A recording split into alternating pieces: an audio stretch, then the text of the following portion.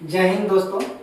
जैसा कि मैंने पिछले वीडियो में आप लोग को बताया था आर्टिकल 12 और 13 है ना, जिसमें आज हम लोग देखेंगे फंडामेंटल राइट्स आर्टिकल 14 से 18 तक है ना, जिसमें हम लोग देखेंगे फंडामेंटल राइट में समानता का अधिकार है या समता का अधिकार जिसको हम लोग बोलते हैं। तो आइए हम लोग थोड़ा सा इसके बारे में जान लेते हैं कि फंडामेंटल राइट जो है भारतीय संविधान में 22 भाग हैं, उस 22 भाग में से कौन से भाग में फंडामेंटल राइट को दिया गया है। तो फंडामेंटल राइट को जो है वो भाग 3 में दिया गया है। 395 अनुच्छेद है, उस 395 अनुच्छेद में अनुच्छेद 12 से लेकर के 35 तक में इसको रखा गया है, जिसमें हम लोग को पढ़ना है कि फंडामेंटल राइट यानी कि मौलिक अधिकार या मूल अधिकार जिसको बोलते हैं है ना। इस संविधान में फंडामेंटल देश से लिया गया है, तो इसको लिया गया है कहाँ से? अमेरिका के लिखित संविधान से लिया गया है इस मौलिक अधिकार को। और यह मौलिक अधिकार का डिफिनेशन क्या होता है? एक ऐसा अधिकार है जो व्यक्ति के सर्वांगीण विकास मौलिक एवं अनिवार्य होने के कारण भारतीय नागरिकों को प्रदान किया जाता है। इसमें क्या है? सर्वांगीण का मतलब क्या होता है? सर्वांगीण का मतलब होता है आपको सामाजिक, आर्थिक, राजनीतिक तीनों चीज आते हैं, तो इन तीनों चीज का विकास होगा, इसमें से सर्वांगीण विकास है ना। फिर होता है मौलिक का मतलब जो मूलभूत होता है, माने कि मूलभूत हमारी क्या जरूरतें होती है? मूलभूत जरूरतें होती है रोटी, कपड़ा, मकान, इन चीजों को भी हमें अधिकार है। एवं अनिवार्य किस लिए?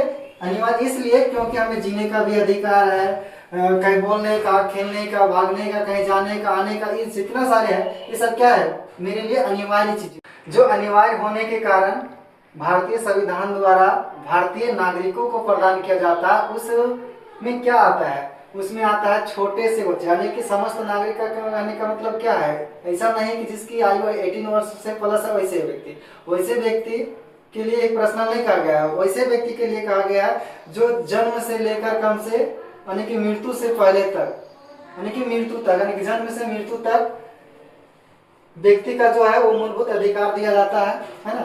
उस अधिकार को हम लोग मौलिक अधिकार कहते हैं। इस अधिकार को हम कौन छीन नहीं सकता है? तो राज्य सरकार छीन नहीं सकती है। वे ऐसा नहीं, केवल उसमें आप संशोधन कर सकते हैं है ना, तो उसको आप छीन नहीं सकते हैं इस अधिकार में।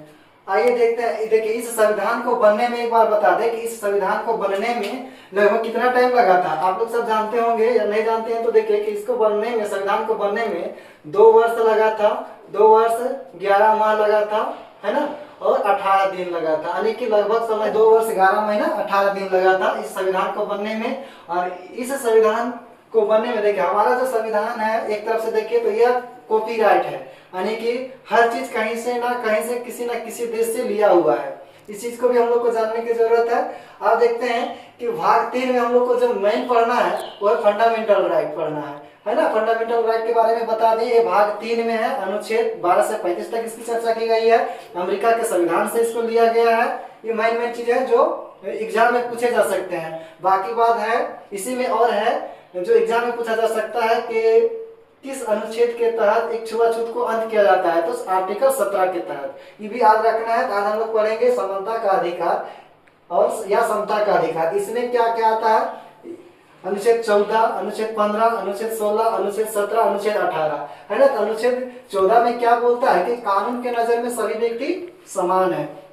इनका कहने का मतलब है कि कानून के नजर में सभी व्यक्ति समान है। इसका मतलब है कि मान के चले हमारे यहाँ, हमारे देश में अभी देख रहे हैं कि एक मान के चले 1000 व्यक्ति हैं है ना, जो बीपीएल कार्ड जिनको बनता है, बीपीएल कार्ड बनता है ना। इन व्यक्तियों को कितना चावल जो है, चावल और गेहूं मान के चलिए इसको मिलता है 1 रुपये केजी है ना, और इसको 2 रुपये केजी मिलता है, चावल मिलता है 2 रुपये केजी, ठीक है। और इसी के लिए यानी कि समता समान के लिए है ना, इसके लिए क्या किया? बीपीएल के लिए जो गरीबी रेखा से नीचे है वैसे व्यक्ति के लिए बीपीएल कार्ड बनता है। फिर आता है अमीर लोगों के लिए है ना, उसके लिए एपीएल बनता है।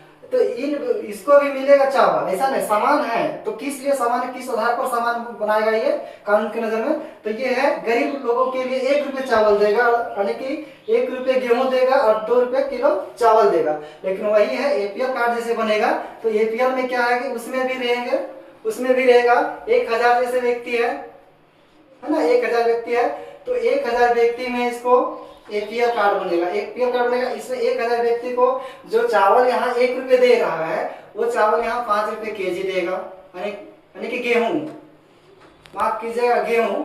और वही चावल अगर यहाँ जो 2 रुपये दे रहा है वही चावल को यहाँ देगा 10 रुपये केजी। किसको देगा ये 10 रुपये केजी? तो एपीएल कार्ड धारक को देगा। इसलिए वो कानून के नजर में क्यों कर रहा है, एक दोनों को जो है बराबर करना चाहता है। एक होता है उच्च वर्ग के लोग, है ना, उच्च वर्ग के लोग होते हैं, यहाँ देखिए उच्च वर्ग के लोग होते हैं वर्ग, और एक होता है निम्न वर्ग, या जिसको बोलते हैं हम लोग पिछड़ा वर्ग। एक उच्च वर्ग होता है, एक पिछड़ा वर्ग होता है।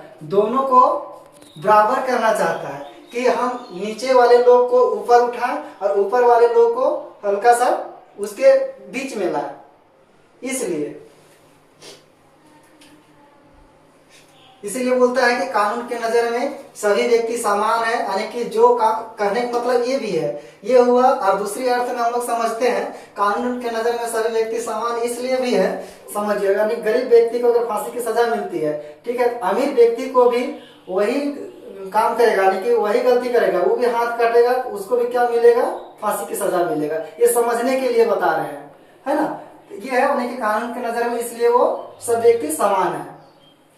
फिर है दूसरा है कि धर्म जाति, यानी कि अनुच्छेद 15 क्या बोलता है कि धर्म जाति लिंग नस्ल तथा जन्म स्थान के आधार पर भेदभाव की मनाही है। आप किसी भी व्यक्ति को धर्म के आधार पर भेदभाव नहीं कर सकते हैं, किसी भी व्यक्ति को जाति के आधार पर भेदभाव नहीं कर सकते हैं, लिंग के आधार पर भेदभाव नहीं कर सकते हैं, नस्ल के आधार, नस्ल का मतलब को काला गोरा ये चीज देखना है, नस्ल के आधार पर उसे भेदभाव नहीं कर सकते हैं। तीसरा है कि आप जन्म स्थान के आधार पर भी भेदभाव नहीं कर सकते हैं। फिर आता है हमारा नेक्स्ट आता है अनुच्छेद 16 में क्या बताता है कि लोक नियोजन का अवसर पैदा करना, जिसमें लोक नियोजन का अवसर पैदा करने का मतलब क्या होता है कि सरकार से हमें उम्मीद है, यानी कि सरकार को हम बनाए हैं, हम वोट देके उसे सरकार बनाए। सरकार को क्या चाहिए कि हमारे लिए वो, हम बेरोजगार है, हमारे लिए उसे नौकरी के लिए अवसर प्रदान करे, ताकि हम उस के लिए तैयारी करें, हम उसके लिए अगर एलिजिबल है तो उस नौकरी को हम प्राप्त कर सकते हैं। इसलिए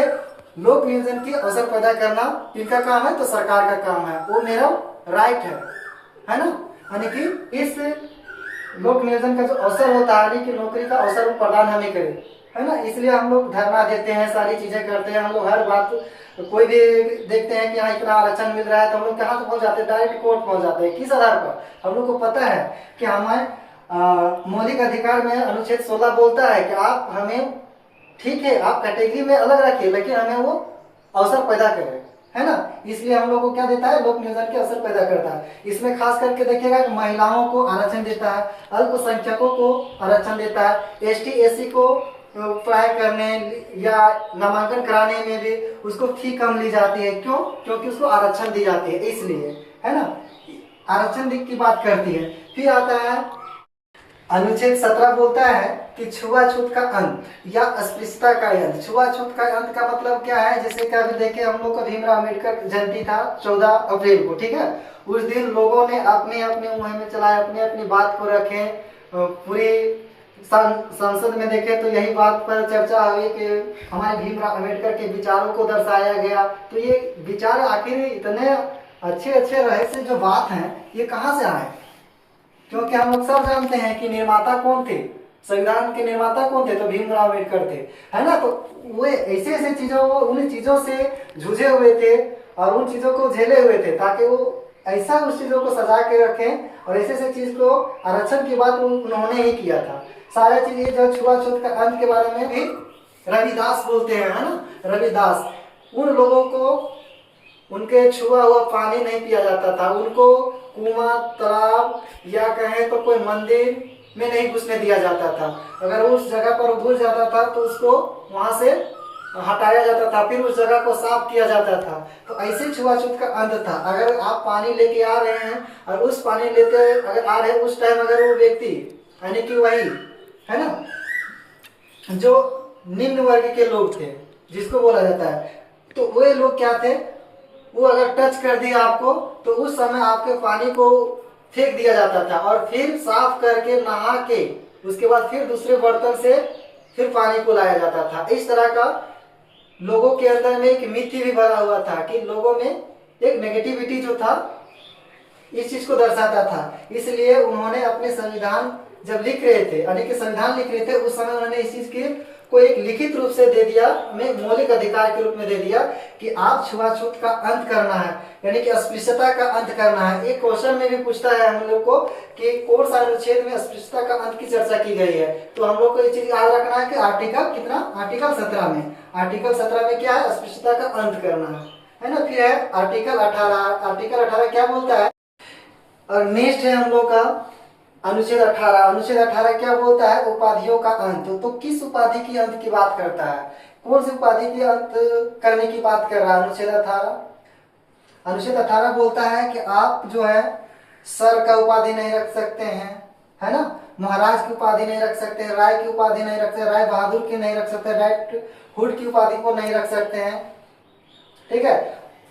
इसको आप सर नेम के यूज, यानी कि नाम से पहले इसको आप यूज नहीं कर सकते हैं इन उपाधियों का, है ना। लेकिन वही है, फिर अपवाद में कुछ चीजें दिया हुआ, जैसे अपवाद में है कि आप उपाधियों का सब चीज का अंत नहीं किया गया। उपाधि जो अपवाद में क्या है, जैसे कि नेशनल अवार्ड मिला, कि जैसे कि पद्म भूषण मिला, है ना, पद्म श्री मिला, ये सब मिलेगा तो आप इसको अवार्ड नहीं करते, यानी कि इसको अंत नहीं है, ये मिलेगा। लेकिन इसमें क्या बोलेगा, इसके नाम जैसे कि हाँ, उसके बाद है शिक्षा से, जैसे कि डॉक्टर, यानी कि पढ़ाई करने के बाद आपको एक डॉक्टर की उपाधि मिलती है ना। तो इन उपाधियों को अंत नहीं किया गया। जैसे कि आप पढ़ाई किए, PhD किए, तो आपके नाम से पहले क्या लग जाता है कि डॉक्टर, है ना, तो गर्व से आदमी लिखता है कि हाँ डॉक्टर। फिर है रैंक में आते हैं, तो जैसे सैनिक में देखिए, इस चीज को सैनिक में यूज किया जाता है कर्नल करके, है ना, इस तरह से किया जाता है। फिर इसी यानी कि अनुच्छेद में यह भी कहा गया है कि आप कोई भी उपाधि विदेश में अगर आपको मिल रही है, अगर आपको कोई भी विदेश में उपाधि मिल रही है, तो आप बगैर राष्ट्रपति की अनुमति के उस उपाधि को धारण नहीं कर सकते या ले नहीं सकते हैं। इसके लिए आपको राष्ट्रपति की अनुमति लेनी होगी, यानी कि विदेशी जो उपाधि है उसको आप नहीं ले सकते हैं। सीधी सी बात यहाँ समझना है ना, सीधा से समझना है कि आप विदेशी उपाधियों का नहीं ले सकते। अगर ले लिए हैं, लेकिन भारत में आने के बाद वो उपाधि समाप्त हो जाएगी, वो केवल बाहर के लिए है, कुछ भी उपाधि मिल जाए, है ना। उसके बाद हम लोग देखते हैं, नेक्स्ट हम लोग देखेंगे स्वतंत्रता का अधिकार, शोषण के विरोध अधिकार। स्वतंत्रता का अधिकार जो है, इसको आर्टिकल कितना में से लिखा गया है, आर्टिकल 19 से 22 में इसकी चर्चा की गई है ना। फिर शोषण के विरोध अधिकार, इसको आर्टिकल 23 से 24 में इसकी चर्चा की गई है। फिर धार्मिक स्वतंत्रता का अधिकार है, जो आर्टिकल कितना 25 से 28 में इसकी चर्चा की गई है। फिर देखते हैं, फिर है शिक्षा एवं संस्कृति का अधिकार, इसको आर्टिकल 29 से 30 में इसकी चर्चा की गई है। फिर है संपत्ति का अधिकार, जिसको 44वां संविधान संशोधन, जिसको कौन सा संविधान संशोधन, जिसको 44वां संविधान संशोधन हुआ था 1978 में। उस समय इसको हटा करके कहाँ ले गया है, उस समय इसको 300 के काम में रखा गया और कानूनी अधिकार दिया गया है इसको, है ना। संपत्ति के अधिकार को हटा नहीं दिया गया, लेकिन कानूनी अधिकार दिया गया, 300 के काम में ले जाके इसको दिया गया है। ये अनुच्छेद कितना में है, 31 में है। फिर क्या संवैधानिक उपचारों का अधिकार है, जिसमें है आर्टिकल 32 में इसकी चर्चा की गई है। बाकी बात आप लोग को इस वीडियो को देख के कैसा लगा, आप लोग को समझ में आया कि नहीं, कमेंट में बताइए। जय हिंद।